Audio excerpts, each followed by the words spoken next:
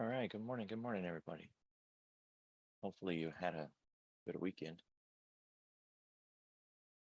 Global news is taking the market down this morning. Just keep in mind that some of it is nothing more than sentiment, right? It's not no policy has been enacted or anything like that.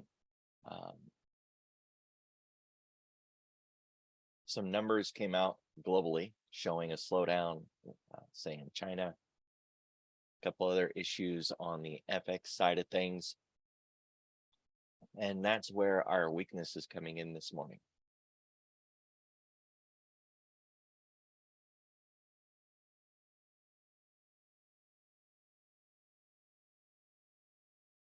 We do have the minutes from the FOMC meeting.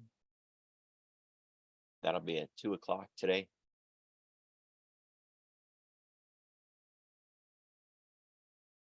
And then we've got Fed speakers later in the day today. If you're trading any of the automotives like Ford, GM, there's total vehicle sales data coming out this afternoon as well.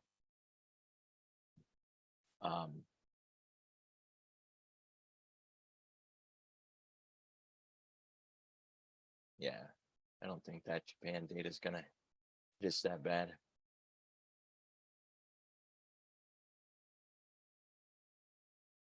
There is talk about China stepping up their stimulus.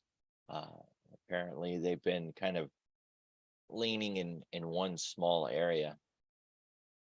And if they begin to broaden that stimulus out into a wider package, then it might turn things around a little bit. So you're going to want to keep your eye on headlines that talk about China stimulus increase.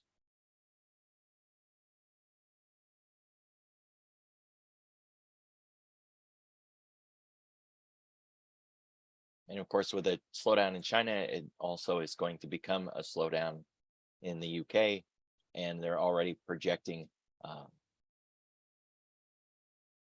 a lower GDP over there.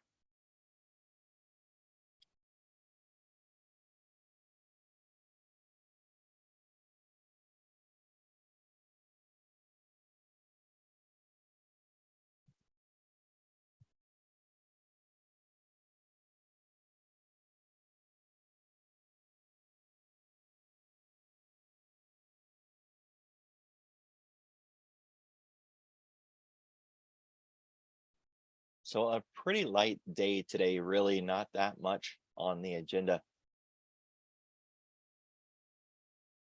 There's some FedEx news of a strike. That's a really big group of people, right? They're calling it one of the biggest, one of the potentially biggest strikes in a while.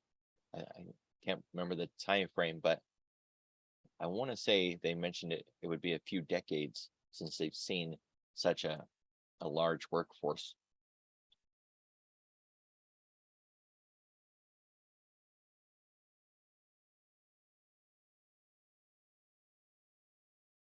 All right, volume is in line. If you're kind of new to trading and you haven't really had very many holidays, these can screw you all up, right? It messes with your pivot points. It messes with the volume measures, all kinds of things. So some brokers don't even recognize that Monday was really there, or they'll combine it with all of this data, right? So everything from Friday until now would all be considered one session. It can get a little weird, but it also accounts for, a lot of that sideways action. So for your pivot points, one thing you could consider is that everything past the close on Friday is all Globex, including right now, obviously. And then when we get into the regular trading session today, your pivot points would have Globex high as that 44.92, or I guess it's back here. 44.94. And then your Globex low would be down here, 44.67. And you just take this whole thing as a Globex perspective. It'll save you on some pivot points, that's for sure.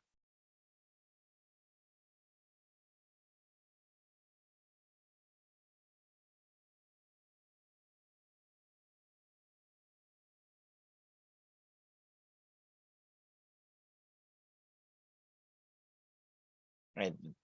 That move through the kill zone put us to the bottom of the range. And then the FX data that came out broke that level and dropped us down into this new leg. The move happened fast enough, and it was news related, that we could consider this a liquidity gap. And it really looked like we were going to run it back up and close that gap, but we got stalled on that voodoo line.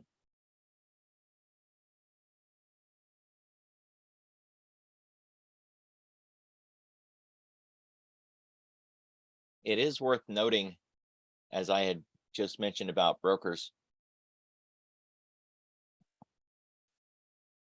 that even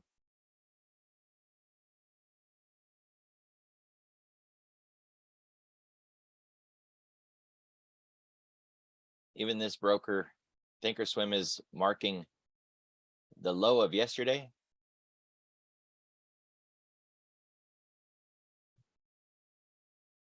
See, it's got things all screwed up. It's marking the low as Monday. Yeah, that makes sense. Monday, yeah. So it's not even recognizing Tuesday at all, right? The high and the low that is marked is Monday's level. And that's what I was saying Friday, but I should have been saying Monday. So use Monday's high and Monday's low. Count all of Tuesday as a part of Monday, and that'll be your pivot point level, right? From Monday high and Monday low, and then our own Globex from Monday's close until this morning. And it just blanks everything out for any kind of Tuesday open session. All of this would be Globex. And that's how the indicator is reading it too, right?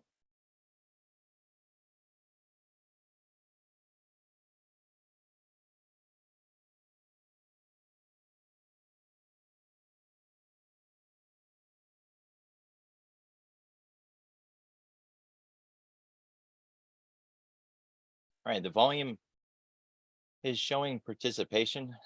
So it's not light, it's not heavy, it's right where it should be, kind of a Goldilocks.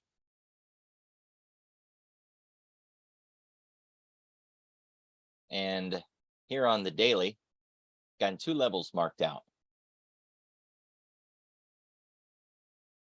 This 50% here, this is based on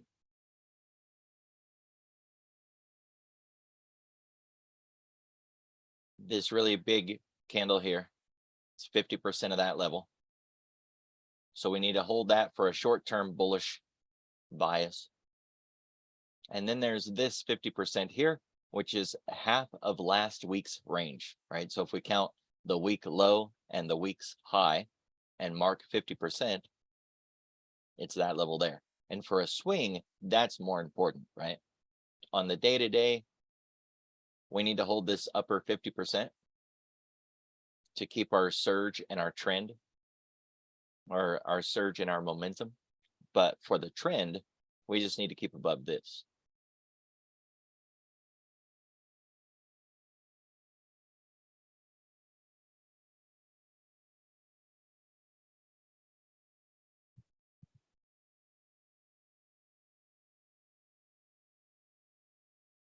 That was a nice follow through. I got to say, it started off a little slow, that TRB, that trend line breakover. We should have had a much, much better follow through in those first 3 days, but we did make it back to the top, which is why those TRBs are just so awesome, right? It's a great play.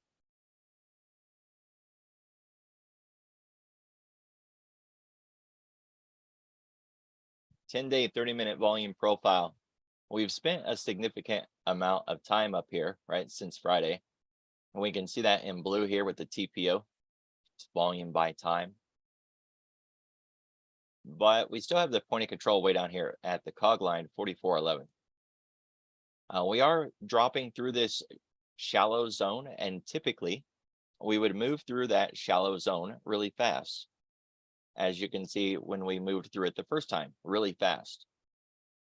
But we're not, right? It keeps stalling, finding a little bit of support maybe in that area, breaking down. It hit something and stabilized, but there's nothing here. So this didn't hit something, right? A correlated market in the S&P hit something. And it could be just that same thing that we were talking about a while back, right? That there was a correlated market that was doing this, giving us a little leg up before.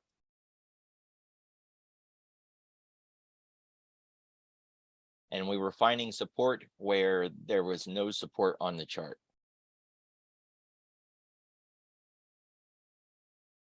It makes it a little tricky because we don't know which market.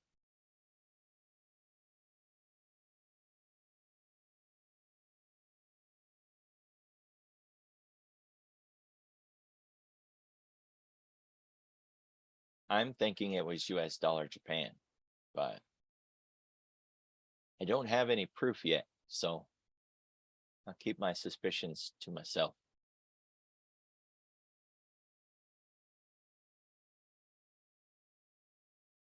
Either way, if this move continues to the other side of this air pocket, that would put us down to around 4430 area.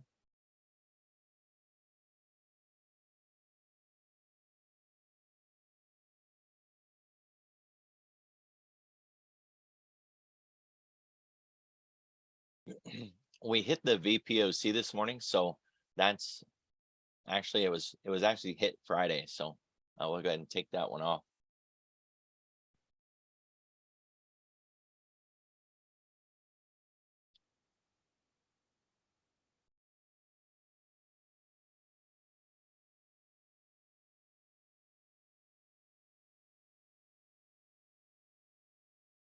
I don't think we got any more to the upside. Nope, that's it.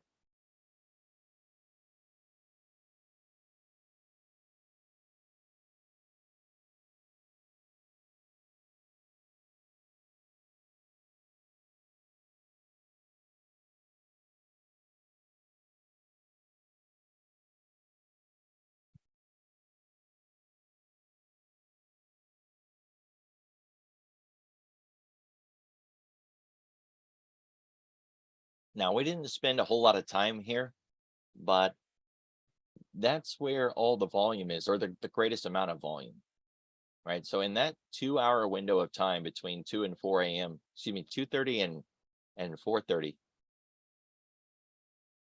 we built up more volume there than anywhere else. And it was the low from Monday.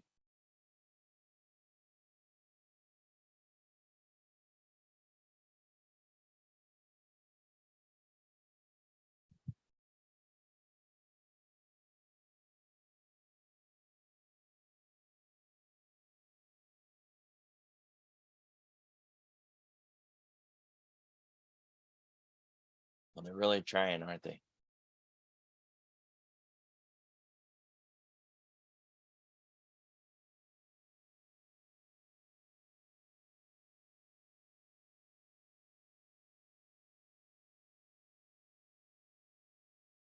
All right, so a really good line in the sand for the week is the weekly expected move.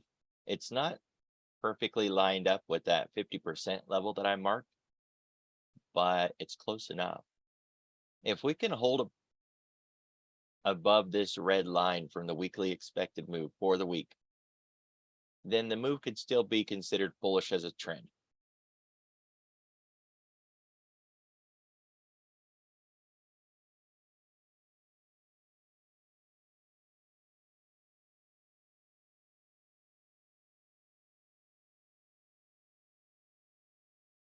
That was it wasn't even a 3% pullback. If you guys remember pre-COVID, the buy the rip marketplace that we had, right, for a couple of years.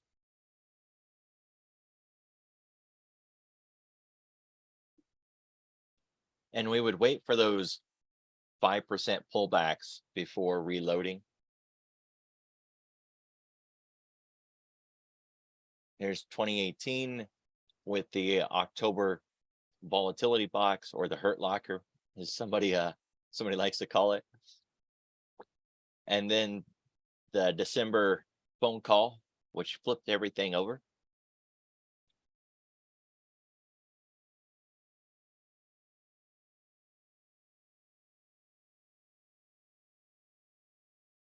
That was nearly a 21% decline. And a lot of us got ripped up because we had our first 7% right there. Right. And we thought, oh, it's just another reload. 7% decline, 5 to 7%, reload the boat. So 3.5, 2.5. Yeah, there's our 7.5. So, this pullback, just kind of keep it in mind. It's not that big of a pullback. It's just a little one, and it's kind of healthy. It's a good thing to get a pullback. All the market internals are still showing a lot of strength in buying everywhere. And so while there's all these other things going on, China with the slowdown, which is hitting Europe, it's all sentiment at the moment, right? Nothing's actually, no policies, no thing has changed. There's a little bit of a tit for tat going on with the precious metals needed to make semiconductors.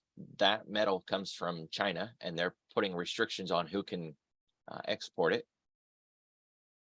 And on the other side of that, the US is looking to curb China's access to AI cloud systems.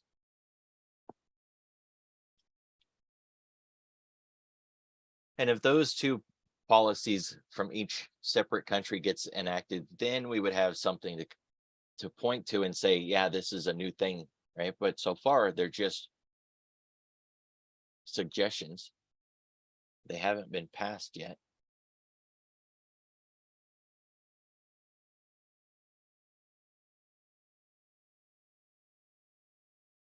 So while we could overshoot this 50%, just keep in mind candle close is what's going to be important. So just because we get down below it doesn't mean that we're there, that it's a short. You want to have some signal to go short other than the fact that we got there. How we close on the day is going to be really important. If we close above that 50% or not. If we close below it, then that 44.33 comes into play. That'll be the level that we target.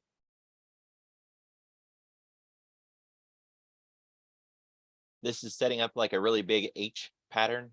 Resnick likes to say H stands for hell for shorts. So pretty easy to remember. Resnick is the guy that runs the, where's his lounge? Anyways, he had a shadow trader lounge in here. I think they finally, after like 2 decades, moved off of it. But yeah, that's where he used to be at. He was there. He was with Tasty Trades for a while. He does his own thing. Whatever. Either way. Anyways.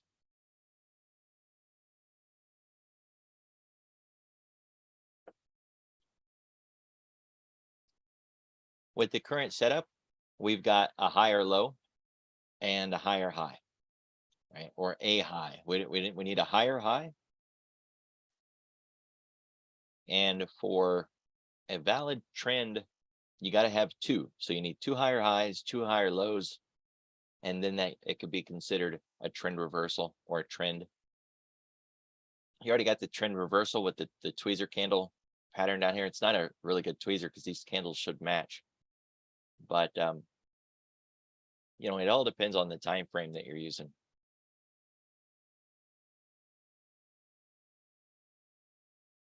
Yeah, see, that looks much better. So using OCR, we got our high, we got our low. Now we just need another set, a higher high and a higher low. We got overextended from VWAP around 5:30 this morning. So if we can get back to that, get another reset, and then see if we can cross over it or not. Just keep in mind parity, right? Or reciprocation.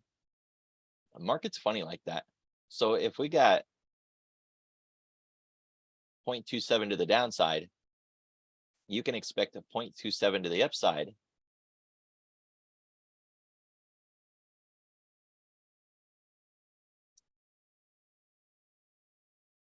And that runs us right back up to the open of Tuesday, which again, we don't want to use those, right? It's just interesting how it gets us right to a pivot point. Nah, it's just a coincidence. Sure.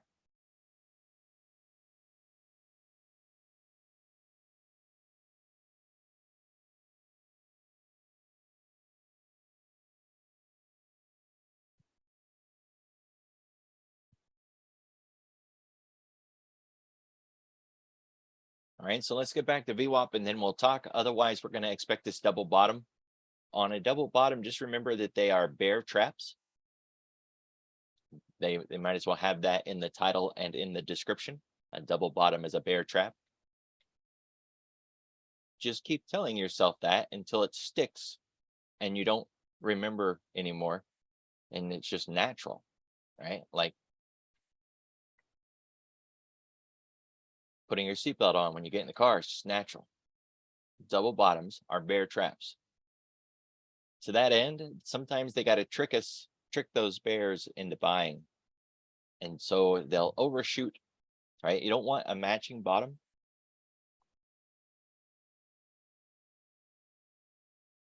I used to think when I was trading that if I was going to trade this for a bounce, I would want it to be right on the line, perfect, right? I'd even put orders there like, yeah, I'm going to look for this to bounce. One, liquidity resides on the other side of the pivot. It's a mantra. I'm going to buy the t-shirt, keep saying it. So with that in mind, we expect price to break through that level just because that's where the liquidity is at. And it is to trick the bears, make them think we're really going to go down like we did here. So they'll overshoot it. The bears jump in, then they flip it on them, make the bears puke up. When you're short, you have to buy to close. It adds to the buying, which adds to the buying, which adds to the buying. And you get that big, massive rip right back up in the other direction.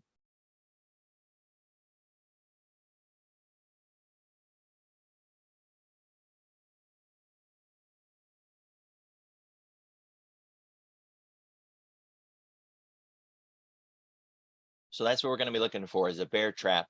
We still have no reason to believe that everything that happened throughout the global marketplace in the last 36 hours is anything more than sentiment, and that it's not enough to stick. Not yet.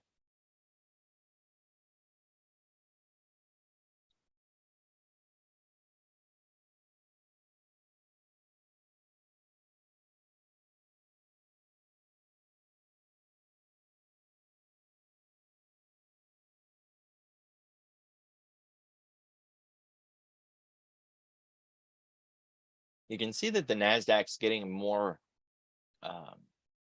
attention through that move.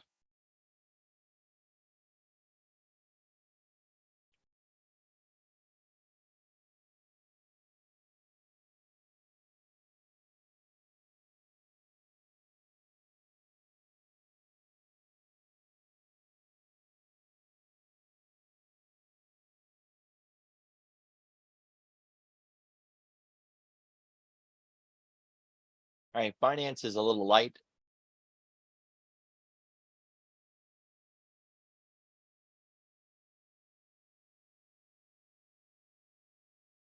And so is the FANGs.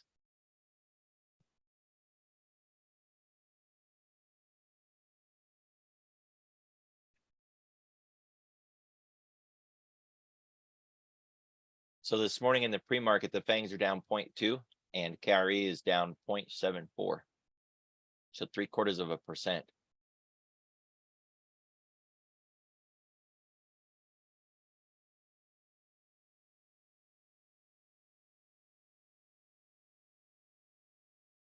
Bitcoin,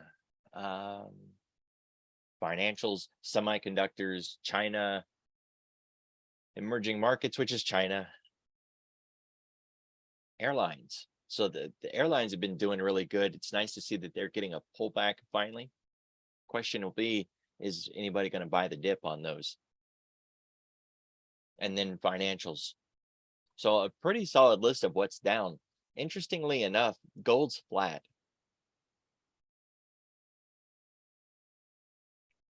Nat gas is up, energy's not. Never mind. So yeah, we got nat gas. Woohoo. You don't want a market rally on nat gas, right? Like you get the S&P moving to the upside and the only thing you find is nat gas. Yeah, right. Short that.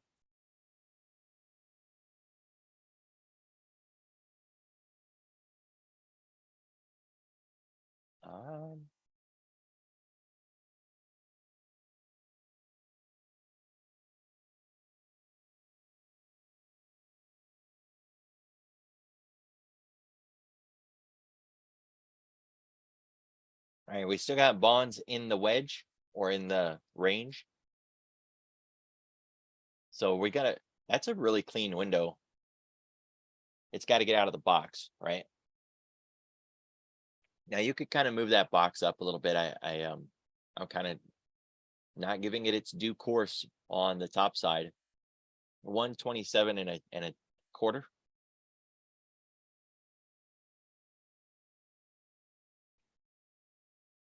So up or down doesn't really matter. Just needs to get the heck out of the box. At the same time, dollar still below that 105 and holding above, say, 101. A little bit of a wider range on the dollar.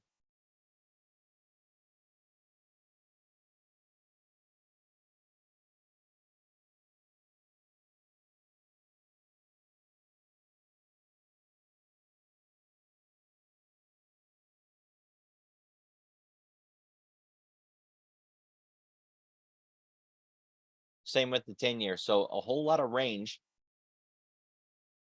Something needs to give. And it, interestingly enough, it's the indexes that have already broke that range. They've already started to make the run, right? That's where we spent the first part of this 30 minutes. Looking at the indexes in that range. So they're out of the range. Whether or not they're going to stick and keep it and continue to move to the downside is going to directly come from one of these.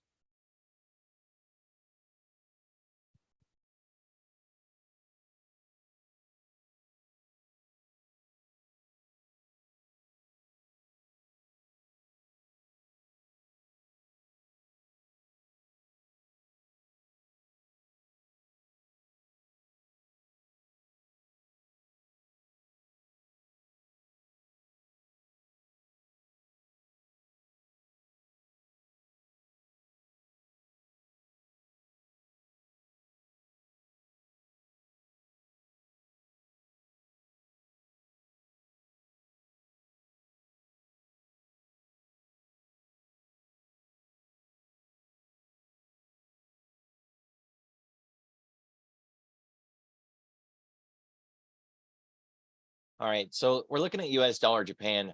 Back here in September, they ran some yield control intervention and it didn't really get the job done, right? It just kept going anyways. So then they did a more coordinated yield control here. That's the October low in the S&P. That's where everything flipped and we started running like a mad demon and we hadn't been back in the S&P.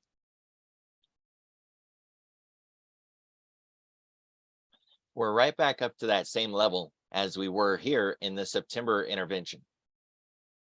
And the new governor, Yuta, I'm sure I'm butchering his name, was just at that big conference, right, where Powell was speaking and Yuta and Christine Lagarde and a couple others.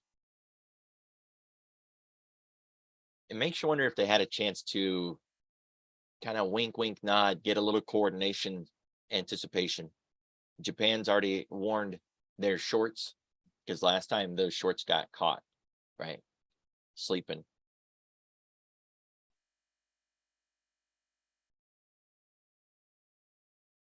The last time they did any kind of yield control intervention,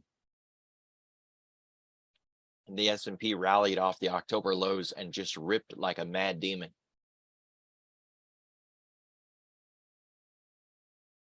So for all the bears, right, or everybody that thinks that we're headed back down to some deep lows in the S&P, just keep this in mind, right? There's still a big threat here if Japan wants to coordinate another intervention.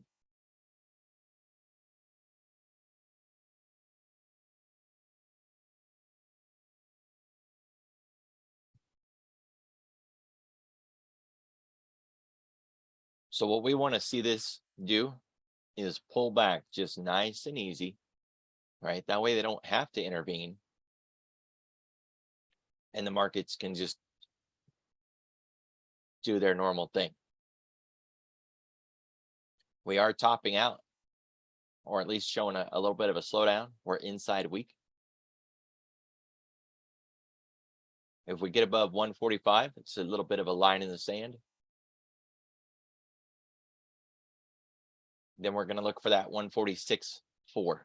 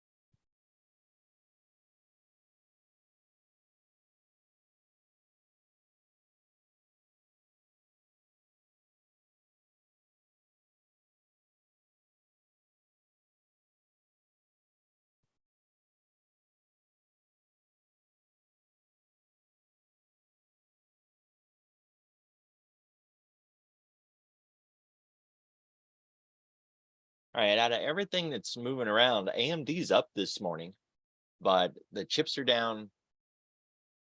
KRE is down. The financials, semiconductors down.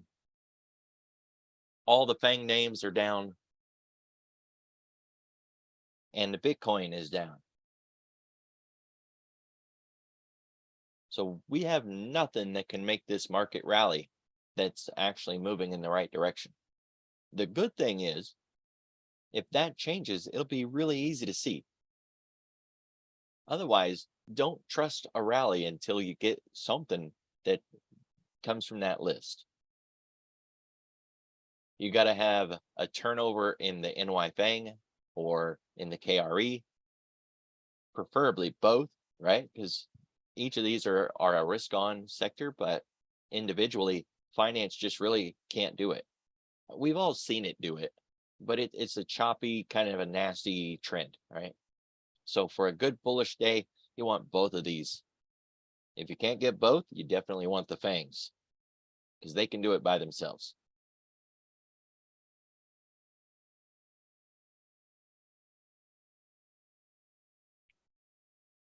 I don't think positive ticks are going to be enough, but you can keep your eye on the ticks, right? If they're maintaining mostly in the green like we are on that day, right? Even though that was yesterday, we'd never want to use that, but that's a picture of a mostly green day. But you would want touches of +8, right? At least a touch, a breakthrough closer to 1,000 would be good, while also not getting into 1,000 and then immediately dropping down to 0, because that isn't good, right? It's where your markets will stall and pause, kind of like back here where we had the shoot to the upside, got into 8 and immediately dropped across and went down to minus 1,000. Not good.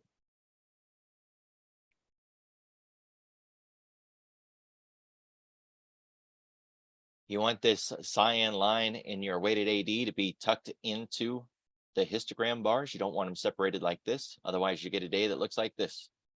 Trashy reversal, big sweeping, gotcha moments.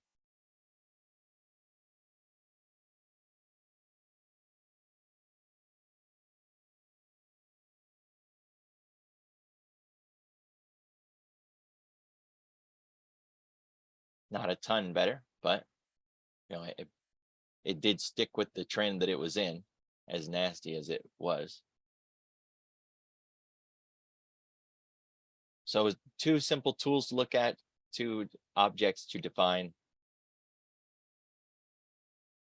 Keep the ticks in the green, keep the weighted AD above 0. Getting above 500 would be awesome, but that's going to happen more in the afternoon. We do get it happening in the in the early morning, sometimes around 10 or 10:30, but it took a powerful push to do it, and we got nothing like that this morning. So other than AMD, all the other FANGs, can you imagine AMD's one of the FANGs? It is, but whatever. AMD is the only one. All the rest are down. So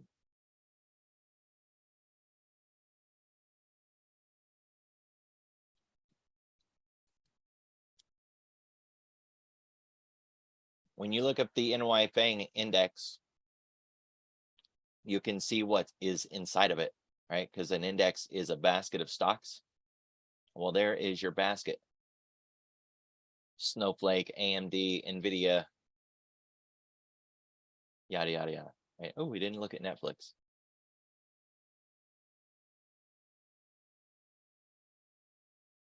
All right. So Netflix also is doing better than the rest of its peers.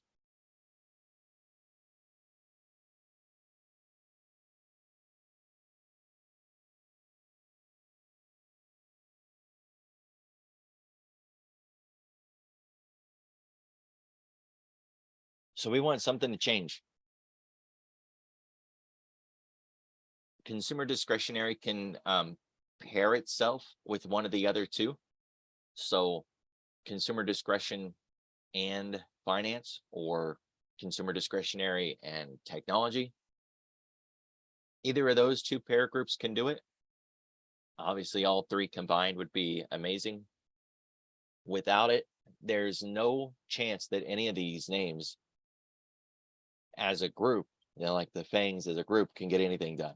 Even AMD, if the S&P stays range bound, the AMD could certainly break out and go. But there wouldn't be a large expectation that it goes very far, right? Because if the index is range bound, then most of the market's going to be range bound. Looks like they just did a front run on the indexes.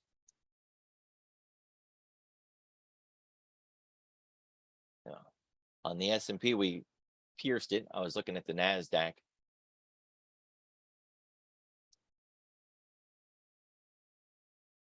You can see they front run liquidity. So kind of picture it from the idea of, if you wanted to go long and you're worried that you're not going to get filled to be able to go long, you go long early. It's called front running. Liquidity still resides on the other side of the pivot, but sometimes they'll front run, right? Which is why those people that say, well, I was waiting down here with my contract and it never got me and it ran away without me. Yeah, they front runned it.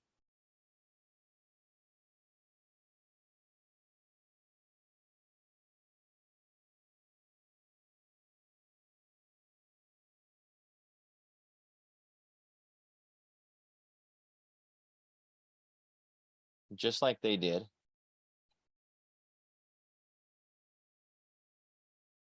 Right here.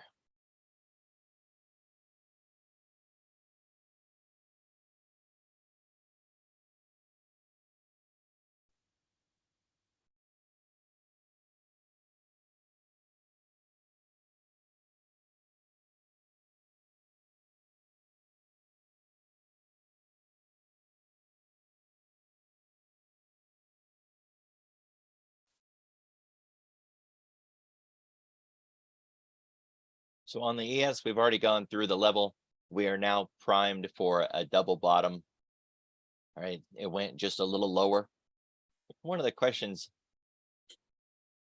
that everybody struggles with, is how do we know when it breaks lower that it's a bear trap?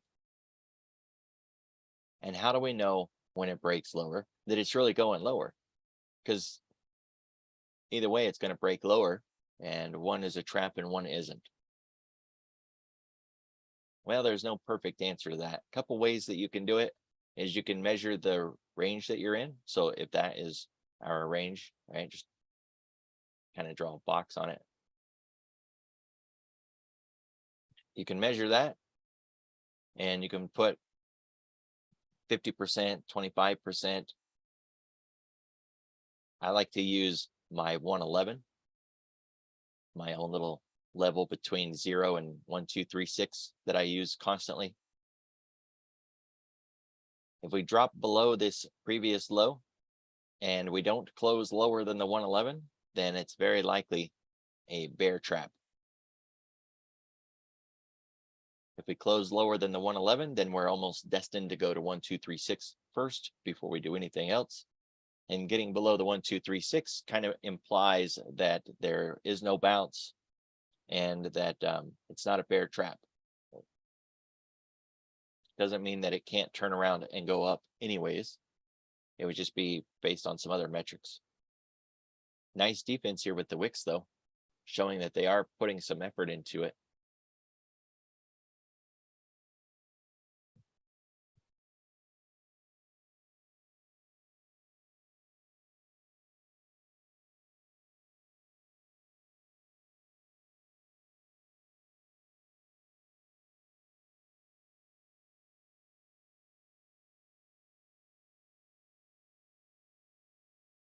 $44.70 is the line in the sand at the moment.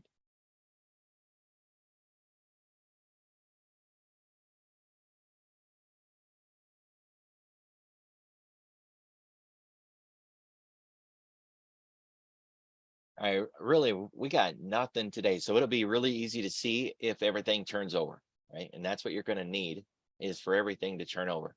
Otherwise, if we break soundly below that 44.65, you could have a nice short down to 44.30.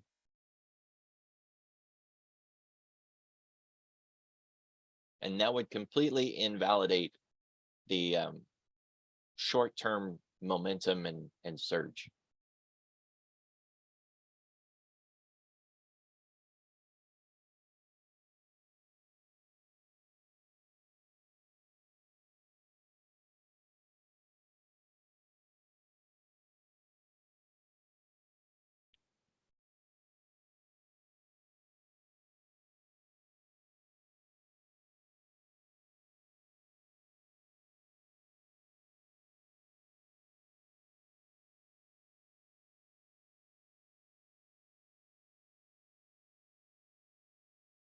So there's a line in the sand, the 4-day moving average. We're there this morning.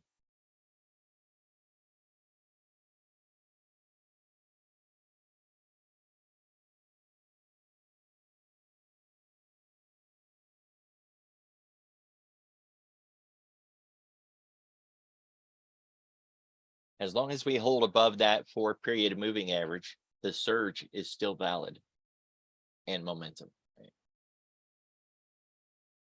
So what I got for you guys: be careful, be safe, watch the clock. Don't really have to watch the news too much today. Just keep your eye on the sectors and look for them to sync up, right? Because that's what we need. We need some synchronization across these markets. Otherwise, we can't get a rally. I'll see y'all tomorrow.